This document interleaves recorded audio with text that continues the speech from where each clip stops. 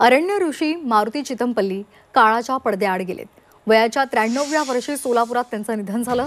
सोलापुरात दुपारी 1 वाजता त्यांच्या पार्थिवावर अंत्यसंस्कार केले जाणार आहेत। जंगलावर प्रेम करणाऱ्या ऋषींच्या निधनामुळे हळहळ व्यक्त केली जाते। मारुती चितमपल्ली यांना नुकताच पद्मश्री पुरस्कार सुद्धा मिळालेला होता आणि त्यांचा गौरव करण्यात आलेला होता।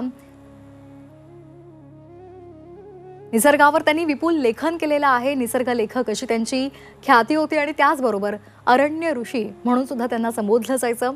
वयाच्या 93व्या वर्षी सोलापुरात त्यांचं निधन झालं।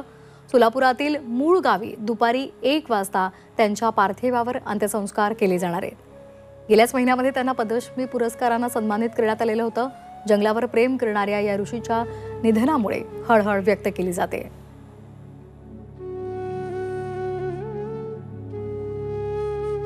म्हणजे एका दिल्लीला जाऊन आल्यापासून ना ॲडमिट केलं होतं त्यांना हिमोग्लोबिन कमी असल्यामुळं।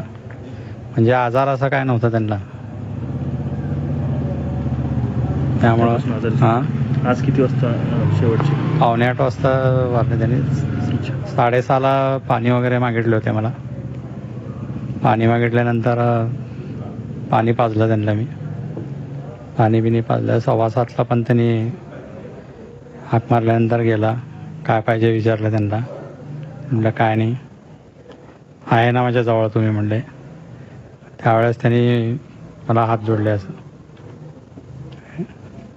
पण 7:45ला त्यांचं हे केलं।